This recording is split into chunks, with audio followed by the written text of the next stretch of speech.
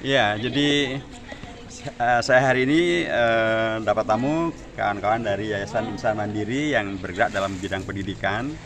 Halal bihalal yang tadi saya sampaikan sangat penting. Pendidikan politik dengan semangat halal bihalal justru menuju pada tahun politik 2024. Supaya apa? Supaya perilaku politiknya adalah perilaku yang halal, sehingga hasilnya juga adalah hasil yang halal. Dan bagian daripada pendidikan politik itu adalah mengingatkan warga tentang kedaulatan itu ada di rakyat. Rakyat yang berdaulat, rakyat yang memilih presiden, memilih anggota DPR, anggota DPD, dan DPRD. Sehingga sangat penting rakyat agar berada dalam suasana yang semangat halal itu, sehingga tidak lagi dikondisikan dalam posisi untuk terbelah. Ada penyebaran hoax, ada penyebaran fitnah, ada campaign, dan menghadirkan, kalau kemarin ada cebrong dan kampret, besok ada anaknya cebrong dan anaknya kampret. Hentikan itu semuanya, karena itu sebenarnya tidak halal dan juga bahkan akan menghadirkan hal yang haram. Jadi saya berharap bahwa justru dengan semangat dari para aktivis pendidikan untuk kemudian mendidik rakyat, mencerahkan masyarakat tentang hak mereka, sehingga rakyat pertama tadi berlaku yang halal. Nomor dua, sebagai pemilik kedaulatan agar tidak memubadirkan hak yang telah diberikan konstitusi itu, sehingga jangan golput. Rakyat mestinya kemudian bisa, toh sekarang ada alternatif banyak gitu ya. Ada banyak partai politik, ada banyak calon presiden, dan sehingga karenanya alternatif yang banyak itu mestinya kemudian akan bertemu dengan apa yang menjadi idealita dan atau cita-cita di rakyat.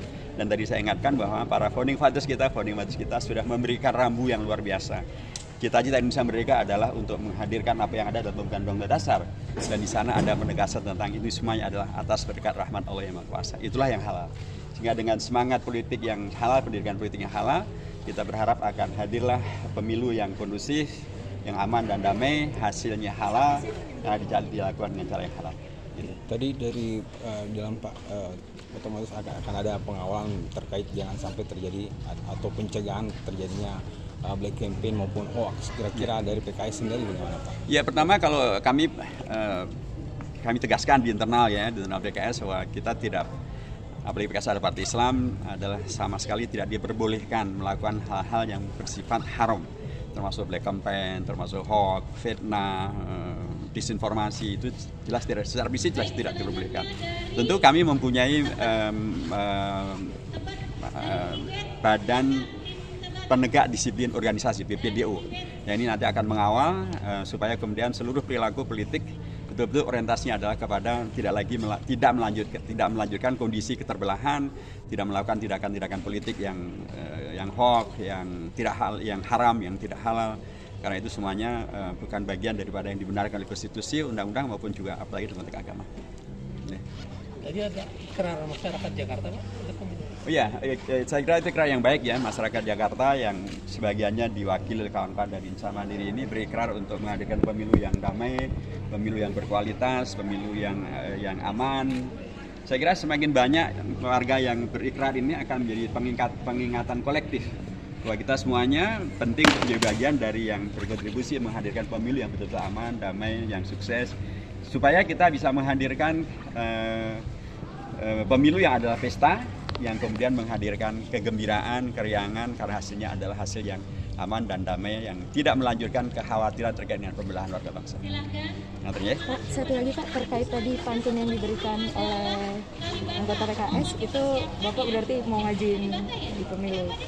Jadi begini, kalau kami di PKS secara prinsip bukan kami memajukan, tapi saya dan Bu Heni misalnya itu jadi kalau di PKS itu dimulai dengan pemilihan internal, namanya pemilihan raya. Jadi warga anggota PKS mereka diberi hak oleh partai untuk silahkan pilih siapa yang akan Anda ajukan sebagai calon anggota DPRD, anggota DPR. Dan mereka bikin tuh anggota PKS memilih, mencalonkan siapa yang akan mereka calonkan. Dan kemudian hasil pemilihan raya itu disampaikan kepada DPP tingkat provinsi, DPP tingkat pusat, dan kemudian dibentuklah ada tim yang kemudian merangkum, mengkoleksi, dan kemudian menyampaikan, dan kemudian diputuskan oleh DPP. Nah, muncul nama saya dimunculkan lagi, nama Bu Heni juga dimunculkan. Jadi kami bukan dalam posisi untuk mengajukan diri dan atau maju sendiri, tapi memang begitulah amanat daripada kader PKS, amanat daripada partai, ya kami laksanakan sesuai dengan keputusan itu sendiri. Ya, dah ya. Terima kasih, Pak. Terima kasih. Ya, terima kasih. Assalamualaikum.